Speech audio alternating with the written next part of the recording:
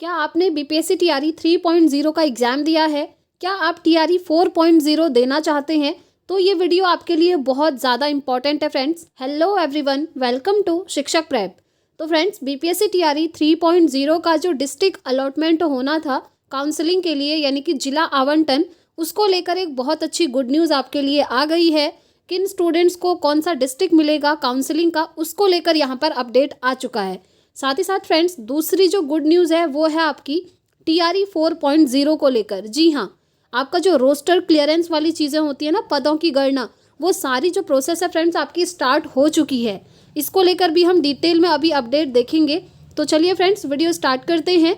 अगर आप चैनल पर पहली बार आए हैं फ्रेंड्स, तो वीडियो को लाइक और चैनल को सब्सक्राइब ज़रूर कीजिएगा, ताकि आपको ऐसे ही ऑथेंटिक अपडेट इस चैनल से मिलती रहें। तो सबसे पहले हम बात करेंगे फ्रेंड्स टीआरई 4.0 के बारे में। तो देखिए, यहाँ पर अपडेट आया है कि सरकार ने विभागों से स्वीकृत व रिक्त पदों की जानकारी मांगी। ठीक है, तो सरकार ने अब अलग अलग विभागों से रिक्त पदों की जानकारी मांगनी स्टार्ट कर दी है, और इसी में आपका शिक्षा विभाग भी आता है। और फ्रेंड्स, शिक्षा विभाग में सबसे ज़्यादा वैकेंसीज हैं, ये तो आप जानते ही हैं। तो चलिए इसको थोड़ा सा एक बार डिटेल में देखेंगे। देखिए, पटना के सरकारी महकमों में रिक्त पदों को भरने की कवायद जोर शोर से चल रही है। मुख्य सचिव अमृत लाल मीणा के स्तर पर प्रत्येक सप्ताह सरकारी विभागों में रिक्त पदों को लेकर समीक्षा बैठक हो रही है। ठीक है, देखिए टीआरई 4 में वैसे तो आप जानते हैं 1,30,000 की इन्होंने बात करी थी, इतने पद आएंगे 4 में। लेकिन अभी इसमें ना और ज़्यादा वेरिएशन देखने को मिलेगा। वेरिएशन में आपका सीटें कम नहीं होंगी, बस सीटें आपकी बढ़ने वाली हैं। रीज़न बहुत सारे हैं। सबसे पहला रीज़न तो ये है फ्रेंड्स कि टीआरई 3 में अभी जितने भी कैंडिडेट सेलेक्ट हुए हैं ना, ये सभी ज्वाइनिंग ले लेंगे, ये कन्फर्मेशन नहीं होती है। क्योंकि बहुत सारे लोगों को ऐसी जगह पर स्कूल मिल जाता है जहाँ पर वो जाना पसंद नहीं करते हैं। ये चीज़ टीआरई 1 और टीआरई 2 में हुई थी, और काफ़ी सारे लोग इस वजह से छोड़ देते हैं। ठीक है, वो सीटें आपकी बच जाएंगी। और कई बार क्या होता है, डॉक्यूमेंट वेरिफिकेशन में काफ़ी लोग बाहर हो जाते हैं। जैसे टीआरई 2 में आपने देखा था, काफ़ी यहाँ पर फर्जी सर्टिफिकेट भी बनाए थे लोगों ने, डोमिसाइल वगैरह, तो वो बाहर हो गए। वो सीटें भी आपकी खाली होती हैं। और ट्रांसफ़र वाला प्रोसेस भी आपका चल रहा है, तो अच्छी खासी संख्या में टीआरई 4 में आपकी वैकेंसीज आएंगी। लेकिन अभी जो हमको रिकॉर्ड मिला है वो 1,30,000 का है। तो आप समझ सकते हैं, जब इसमें टीआरई 3 की बची हुई सारी रिक्तियाँ ऐड होंगी तो ये आपकी कितनी जा सकती हैं। ठीक है, 1.5 लाख से ऊपर तो आपकी जाएंगी ही जाएंगी। चलिए आगे देखते हैं, एक बार इसको हम डिटेल में देख लेते हैं, उसके बाद डिटेल में बात करेंगे। तो देखिए, हाल ही में मुख्य सचिव के स्तर पर इस संबंध में विभागों को कई दिशा निर्देश भी जारी किए गए हैं। मुख्य सचिव के निर्देश के आलोक में भवन निर्माण विभाग समेत दूसरे कई विभागों के अपर मुख्य सचिव, प्रधान सचिव के साथ ही सचिवों ने अधीनस्थ कार्यालयों को पत्र का हवाला देकर 1 सप्ताह के अंदर रिक्त पदों की अद्यतन स्थिति से सरकार को अवगत कराने के निर्देश जारी कर दिए हैं। तो अब 1 सप्ताह के अंदर अंदर कहाँ पर कितने रिक्त पद हैं, वो सारी चीज़ें आपकी आ जाएंगी सामने। ठीक है, और उसके बाद टीआरई जो 4 आएगा वो तो आप जानते ही हैं, बीपीएससी के द्वारा निकाला जाएगा।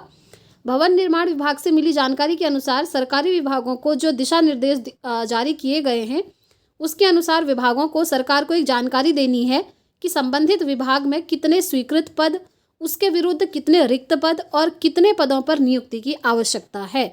तो ये सारा डेटा जो है शिक्षा विभाग निकालेगा। विभाग के स्तर पर रिक्त पदों का आकलन कर रोस्टर क्लियर कराते हुए आयोग को कितने पदों पर नियुक्ति की अधियाचना भेजी गई है। देखिए, सभी विभागों की यहाँ पर बात हो रही है, और उसके अंदर आपका शिक्षा विभाग भी क्या है, इंक्लूड है। इसके अलावा विभाग को यह निर्देश भी दिए गए हैं कि वे ऑनलाइन भी रिक्तियों को अपडेट करें, और ऑनलाइन रिक्तियों को अद्यतन करने के दौरान यह सूचना देनी है कि विभाग में स्वीकृत बल कितना है, इनमें पुरुष और महिलाओं का अनुपात कितना है, कुल स्वीकृत बल के विरुद्ध कितनी प्रतिशत महिलाएं काम कर रही हैं। इसी प्रकार संविदा कर्मियों की कुल संख्या के साथ ही महिला पुरुष अनुपात के संबंध में भी जानकारी ऑनलाइन अपडेट की जाएगी। ठीक है, आप जानते ही हैं अब तो सारी चीज़ें आपकी ऑनलाइन ही हो रही हैं। रिक्त पदों की सूचना ऑनलाइन अपडेट करने का भी निर्देश जारी, और 1 सप्ताह में रिक्त पदों की स्थिति से अवगत कराने का निर्देश। तो ये निर्देश अब दे दिया गया है सभी जिलों में। तो अब हर जिले से फ्रेंड्स आपका सारा चीज़ें डेटा निकल कर आएगा कि कहाँ पर कितनी रिक्त सीटें आपकी बची हैं, और उसके बाद आपको टीआरई 4 का नोटिफिकेशन आ जाएगा। और देखिए फ्रेंड्स, टीआरई 4 में ज़्यादा टाइम नहीं है, जैसा कि इन्होंने पहले भी बोला था अपने एक नोटिस में कि जो नोटिफिकेशन है टीआरई 4 का वो फरवरी में आ जाएगा। और अभी इनकी जो भी इन्फॉर्मेशन आ रही है उससे यही लग रहा है कि यस फरवरी में आपका नोटिफिकेशन आ ही जाएगा, क्योंकि जनवरी में अभी आपका क्या है, डॉक्यूमेंट वेरिफिकेशन होना है TRE 3 वाला। वो प्रोसेस आपका 16 जनवरी तक कंप्लीट होने वाला है।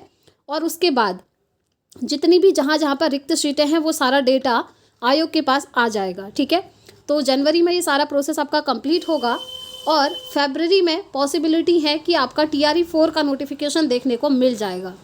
तो जिन भी कैंडिडेट का TRE 3 में सिलेक्शन नहीं हो पाया है या फिर फ्रेशर कैंडिडेट जो TRE 4 देना चाहते हैं वो अपनी प्रिपरेशन स्टार्ट कर दीजिए, क्योंकि फरवरी में नोटिफिकेशन और एग्ज़ाम कब होगा इन्होंने बताया है, एग्ज़ाम हो जाएगा आपका अप्रैल में। ठीक है, अप्रैल में इन्होंने एग्ज़ाम बताया है और मई में बोला है कि हम रिज़ल्ट अनाउंस कर देंगे। ठीक, तो बाकी जो भी ऑफिशियल अपडेट आएगा फ्रेंड्स आप लोगों के साथ शेयर किया जाएगा, इसलिए चैनल के साथ जुड़े रहिएगा। चलिए, ये तो बात हो गई TRE 4 की। अब हम बात करते हैं फ्रेंड्स TRE 3 में डिस्ट्रिक्ट अलोकेशन से रिलेटेड जो अपडेट आया है। देखिए, तीसरे चरण में चयनित शिक्षकों को जिला आवंटन जल्द। ठीक है, आवंटित जिले में ही 9 से 16 जनवरी तक काउंसलिंग होनी है। काउंसलिंग की डेट ऑलरेडी आ चुकी थी 9 से 16 जनवरी, ध्यान रखिएगा इसके बीच में आपकी काउंसलिंग हो जानी है। चलिए देखते हैं यहाँ पर तीसरे चरण में बिहार लोक सेवा आयोग से चयनित शिक्षकों को जल्द ही जिला आवंटन हो जाएगा। इसको लेकर शिक्षा विभाग प्रयासरत है और विभाग के उच्च पदाधिकारी ने इस संबंध में BPSC से संपर्क किया है। पदाधिकारी बताते हैं कि BPSC के द्वारा ही जिला आवंटित किया जाएगा। आपको जो डिस्ट्रिक्ट अलॉट होगा ना फ्रेंड्स काउंसलिंग के लिए वो BPSC के द्वारा किया जाएगा। ठीक है, विभाग की ओर से BPSC से तीसरे चरण में नियुक्त शिक्षकों की काउंसलिंग की तिथि 9 से 16 जनवरी है और इसको लेकर जिलों को दिशा निर्देश जारी कर दिया गया है। देखिए, जिस भी ज़िले में आपका काउंसलिंग होना है वहाँ पर सभी ज़िलों को ये निर्देश दे दिया है कि वहाँ पर सारी व्यवस्था एकदम बढ़िया होनी चाहिए। आप जानते हैं DV एकदम ट्रांसपेरेंसी के साथ होगा, बाकी वहाँ पर सभी लोग रहेंगे। ठीक है, ऐसा फर्जी वाली चीज़ें जहाँ तक है इस बार नहीं देखने को मिलेंगी। BPSC द्वारा आवंटित जिले में ही शिक्षकों की काउंसलिंग होगी। मालूम हो कि तीसरे चरण में कुल 67,110 शिक्षकों का चयन हुआ है। ठीक है, आगे देखिए, रिजल्ट प्रकाशन के समय चयनित शिक्षक अभ्यर्थियों को जिला आवंटित नहीं हुआ, जबकि पहले और दूसरे चरण की नियुक्ति में चयनित शिक्षकों को जिला आवंटन भी हुआ था। ठीक है, तो आपका जो जिला आवंटन है वो बहुत जल्द आपको देखने को मिल जाएगा, ऑफिशियल वेबसाइट पर ही आ जाएगा फ्रेंड्स। आप लोग बिल्कुल भी टेंशन मत लीजिए, क्योंकि मोस्टली क्या होता है ना, जो अदर स्टेट वाले कैंडिडेट होते हैं उन्हें टेंशन होता है कि हमें पता नहीं कौन सा ज़िला मिलेगा और फिर वहाँ पर ढूंढना होता है स्पेसिफिक जगह कहाँ पर जाना है।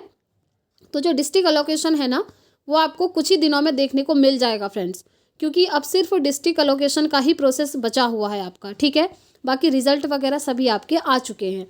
अब देखिए, आपको डिस्ट्रिक्ट मिलेगा कहाँ पर। आपको याद होगा फ्रेंड्स, जब आपने फॉर्म फिलअप करा था तो वहाँ पर आपको 3 डिस्ट्रिक्ट फिल करने का ऑप्शन दिया था। अब काफ़ी सारे लोगों को उस समय तो लगा था कि शायद इन डिस्ट्रिक्ट में उनका एग्ज़ाम होगा, इसलिए यहाँ पर 3 डिस्ट्रिक्ट हमको चूज़ करने हैं, लेकिन ऐसा नहीं था। वो जो डिस्ट्रिक्ट थे ना, वो जो फॉर्म फिलअप करते हुए आपको ऑप्शन दिया था वो डॉक्यूमेंट वेरिफिकेशन के लिए था, यानी कि काउंसलिंग के लिए था कि इनमें से आप कौन सी जगह में चाहते हैं कि आपका काउंसलिंग हो जाए। ठीक, तो वहाँ पर आपको 3 डिस्ट्रिक्ट फिल करने थे और जिन भी स्टूडेंट्स ने पहला वाला डिस्ट्रिक्ट जो भी डाला होगा, मोस्टली यही होता है कि वही डिस्ट्रिक्ट आपको मिल जाएगा काउंसलिंग के लिए, क्योंकि जो पहला डिस्ट्रिक्ट आपने डाला है उसी को ये ज़्यादा प्रेफरेंस देते हैं। ठीक है, और कंडीशन यही है कि अगर पहला जो आपने चूज़ करा है वो नहीं मिल पाता है तो आपको फिर सेकंड वाला मिलेगा, लेकिन मोस्टली यही रहता है कि फर्स्ट जो आपने चूज़ करा है वही आपको दे दिया जाए। लेकिन अगर नंबर ऑफ़ कैंडिडेट्स बहुत ज़्यादा हो जाएंगे तो फिर आपको सेकंड नंबर वाला मिलेगा। ठीक है, और इससे रिलेटेड जो भी ऑफिशियल डेटा आएगा फ्रेंड्स आप लोगों के साथ इस चैनल से ज़रूर शेयर किया जाएगा। आप जानते हैं यहाँ पर आपको हर शिक्षक भर्ती की अपडेट दी जाती है और यहाँ पर हम क्लासेस भी करते हैं। ठीक है, साथ ही साथ फ्रेंड्स आप हमारे टेलीग्राम को ज्वाइन कर लीजिएगा, लिंक इसी वीडियो के नीचे डिस्क्रिप्शन में दिया है, क्योंकि सारी जो अपडेट्स आती हैं सबसे पहले आपको टेलीग्राम पर शेयर करी जाती हैं। आई होप मैंने आपके सारे डाउट्स यहाँ से क्लियर किए हैं। अगर अभी भी आपका कोई डाउट है फ्रेंड्स तो प्लीज़ आप कमेंट बॉक्स में पूछ लीजिएगा, मैं पूरी कोशिश करूँगी कि आप सभी को रिस्पॉन्स कर पाऊँ। तो इस वीडियो में इतना ही रखते हैं फ्रेंड्स, मिलेंगे नेक्स्ट वीडियो में नेक्स्ट अपडेट के साथ। Thanks for watching.